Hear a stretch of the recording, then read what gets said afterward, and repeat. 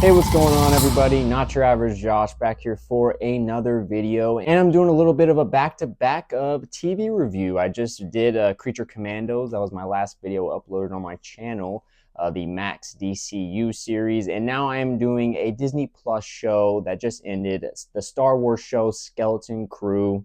Had 8 episodes of its first season, potentially maybe the only season it'll have.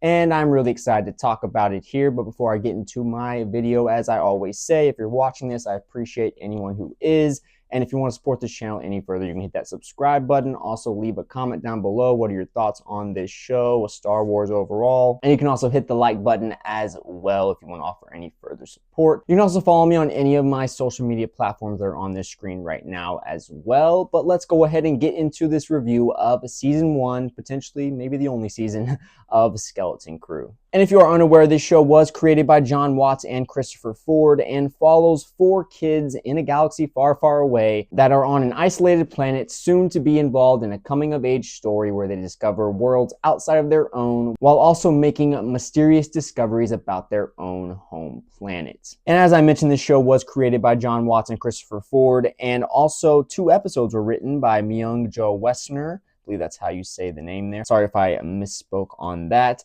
And the episodes here, you have John Watts directing the first and the last episode, David Lowery directing 2 episodes, Bryce Dallas Howard directing an episode, one of my favorite of the season, and also the Daniels directing 1 episode. You have Jake Schreier doing an episode, and also Lee Isaac Chung. I believe he did the penultimate episode of this first season. And usually with the show, I can have a little bit of trepidation with that, a little bit of worry potentially when you have so many different directors working on a single vision for what especially a first season is going to be. But I really thought it worked out about as well as it could for this show.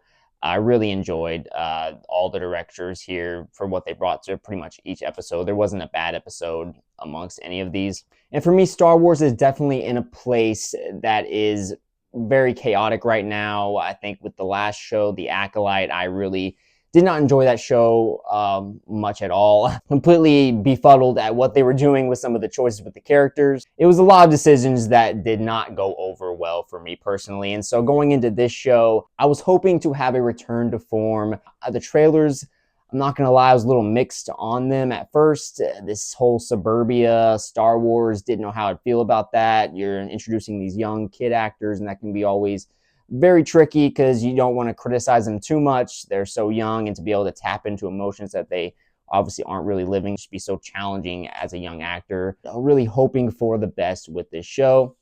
And with that, I'm going to go ahead and start out with my positives with this. First off, I think the pacing and flow of the entire season worked so much for me. One of the big issues with these Disney Plus shows, Marvel and Star Wars specifically, is there'll be some episodes that are like 40 to 60 minutes and you feel like they're fleshing stuff out in a really nice way. And then there will be other episodes that are 20 to 30 minutes, it feels like, and that's including credits and the previously on at the beginning of the episode. And it feels like they're rushing through whatever story they're trying to tell, Marvel or Star Wars.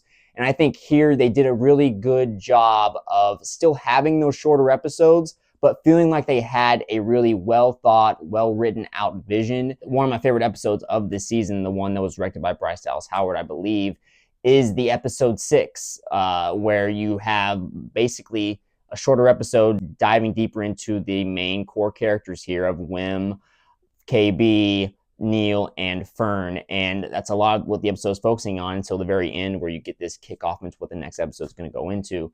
It was one of my favorite episodes because even though it was shorter, you still felt like there was a deliberate pacing with it, and the style and vibe of that episode in particular fit so well. And I was really digging getting more emotionally involved with their characters. Ended up bolstering what the finale was going to be and had me feeling more emotion when more intense events were starting to go down. Also, the acting as a whole in this, from your main 4 group of kids to any of really the side characters, was all really well done. Especially though the main kids here had a really nice development with their characters. They all had their little moments throughout, and no matter what I felt about them at first, if I was a little bit mixed on maybe Neel or Wim was a little whiny in the first couple of episodes at certain points, but they all grew into who they're going to be, and they all felt like real kids as well. The actors here for each kid, they really brought a level of emotion that was really impressive. Like, especially Fern in the first couple of episodes, I was really into her character, this leadership role she was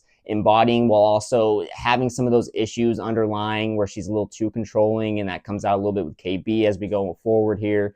And I also enjoyed the relationship, of course, with Wim and Neel. It felt like a true what it's like to have friends at that age. And also, I'll probably mention this a few times, especially in my positives here, the Amblin 80s, that E.T. Goonies feel, they really captured that very well, especially in certain moments, even more than others. I wasn't born in the 80s, born in 1998, but still watching some of those movies as a kid, I still have nostalgia for that. The whole first episode, you get introduced and you have to have some type of attachment to these characters if you want to, feel like you're going to come back next week to watch another episode. Really good job of getting you attached to them, getting introduced to their home world, this At-Atten, and building the mystique and mysterious nature of their planet. The wonder and imagination this show built was also it further just goes into that 80s vibe that I was kind of going into here that they tried to build, and there wasn't any lack of that, whether it was the music, the direction. You felt that so much throughout the show. And also, I really enjoyed how this season started strong and ended strong for me personally. I know there's been some mixed reactions on the last episode and some of the open-endedness of it, but I really enjoyed it. It felt like how an 80s movie would end, where you don't necessarily need to have a whole epilogue, 5-minute couple scenes or one scene to wrap everything up. I personally liked how they wrapped everything up enough within this season, for me personally, where I didn't think they needed to have anything beyond what they did at the end. And with speaking about the acting, one character I got to get into more is Jod, played by Jude Law. He was really, really good in this. I didn't know what to expect. Being in Star Wars at this point, is someone going to phone it in? Not that I'm expecting Jude Law to do that. I'm familiar with him enough, but I definitely have not seen a lot of his work. The way Jude Law played his character, he brought so much emotional depth to it, while also the writing doing that as well. And as the show went on, the fact that they kept him gray, you never quite knew, was he going to get some full-on redemption by the end of this? He keeps doing stuff that is definitely over the line, especially around these kids. You start to feel the danger more and more with him as the show goes on, and never quite knew what kind of ground that anyone was standing on with him.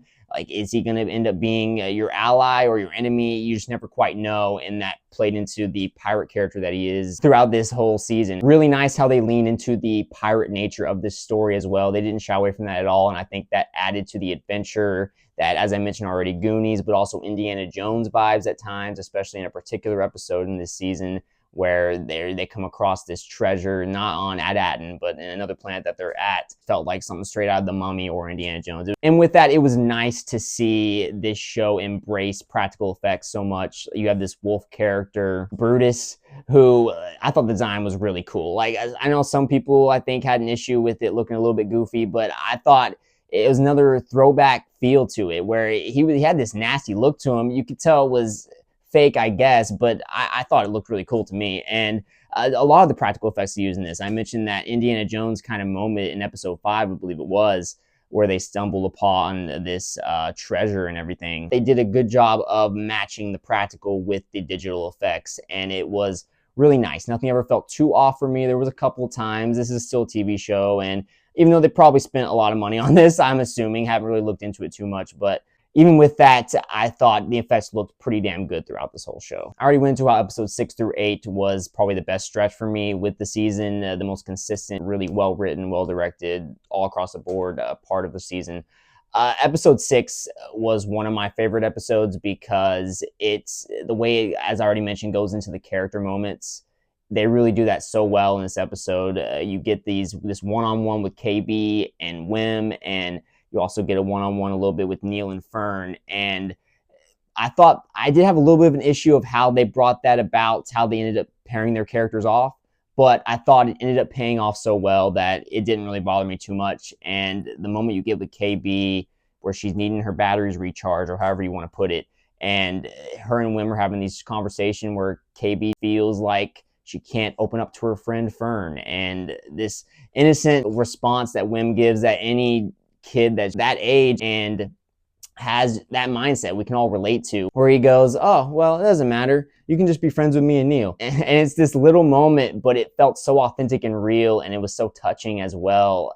And along with that, you have the moment with Neel and Fern where Fern's trying to get Neel to climb up this huge ass tower thing. And Neel's like, I cannot do this. You can do some things, but I have shorter legs. I don't have longer legs like you. And I really like that little moment because it gave Fern that different mindset of someone else telling her this, whereas sometimes I'm sure she blocks out what KB says. She's so determined, stubborn, this leader mindset where we got to keep pushing forward, but not everybody can do what you can do. And the fact that KB has this accident she had apparently where her condition is now basically half robot, half droid in a way. I thought it felt so real because as a kid, you have relationships like that. Looking back, I'm sure anyone can think of a moment where you probably could have communicated something better to a friend of yours and it didn't quite go over so well and you didn't know how to come about. And then where it leaves off as well, leading into episode 7, I thought it was a really well-paced, well-written episode. Bryce Dallas Howard doing a really good job there. And again, the actors here, these 4 main kids are really good in this. Neel, the fact that you have whatever practical effects they have to use for this kid, along with the digital effects with this trunk, completely different creature,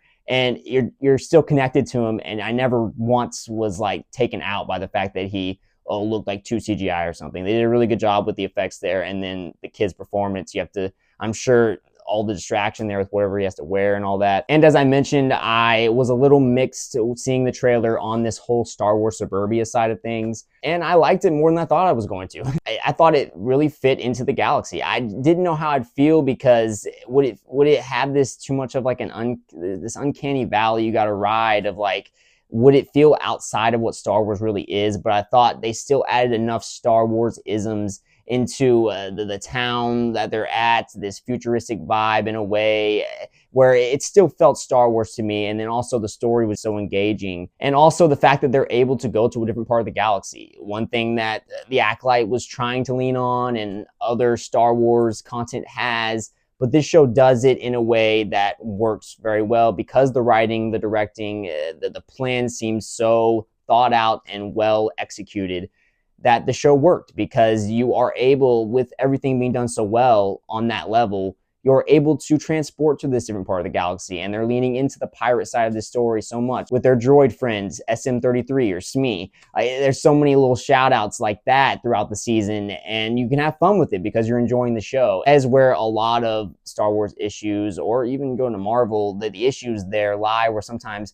you're looking for all these different issues that you're trying to tackle, and sometimes you got to focus on the simple at first, writing a good story, getting good characters that are well developed, a story that's engaging, entertaining, that, as I mentioned, especially with a show like this, that is not only just for kids, but I think for families more than anything, giving you that sense of wonder and wanting to come back to this. And with it releasing around the holidays, I thought it was a really nice time for it as well, and shows you can go to different parts of the galaxy while still feeling like you're a part of Star Wars, not alienating any of the viewers, feeling like you're just watching a different thing, like The Acolyte did feel like at times. Not to pick on that show too much, but it was the last show that came on, and it might be the worst Star Wars show on DisneyPlus. The overall mystique of Ad-Atten, the home planet that they are on, I think it's well built up, and then the payoff of it, as I already went into, the way the show started strong and ended strong, the mystique and mysterious nature paid off, and it was not a disappointment. What they end up revealing, what is actually going on the planet, it just continues to add more and more intrigue for me personally as I was watching it. That is my main positives. Now going ahead and getting to a couple of my mixed thoughts on this show.